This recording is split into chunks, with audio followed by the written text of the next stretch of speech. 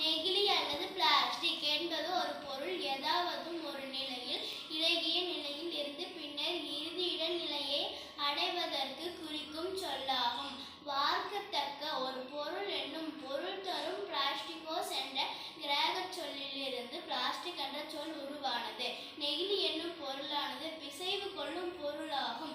அழுத்தம் தந்தால் வளைந்து கொடுக்காமலும் உடைந்து போகாமலும் பிசைவு கொள்ளும் பொருள் நெகிழி பொருள் எனப்படும். களிமண் ஒரு வகையான நெகிழி பொருள். பீங்கான், கண்ணாடி போன்ற பொருட்கள் முருகலான பொருட்கள்.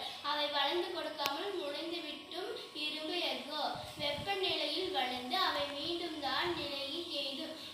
இத்தகு மிச்சித்திறன் மின்மை கடந்த நிலையில் பல பொருட்கள் பிசைவு.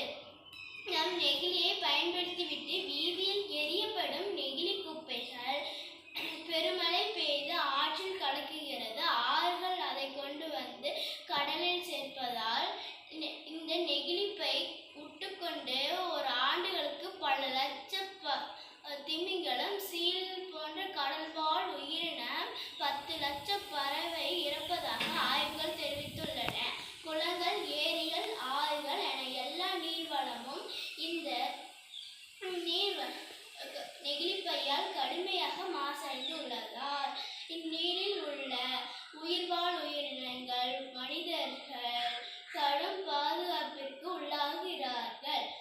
நெகிழிப்பை சாக்கடை அடைப்பதால் சாக்கடைகள் தெரு வழியே பிதுங்கி வழிந்து சாலை ஓரங்களில் ஓடும்போது அதில் இருந்து வரும் காற்றை சுவாசிக்கும் போது பல தொற்று நோய்களை தொற்றுவிக்கிறோம். சாலை ஓரங்களில் தேங்கி கிடக்கும் நெகிழி குப்பை சுத்தத்தை ஏற்படுத்தி டெங்கு, மலேரியா என பற்பல நோய்களை தொற்ற காரணமாகிறது. மழை காலத்தில் சாலை ஆதரவாக்க. நன்றி. Very good.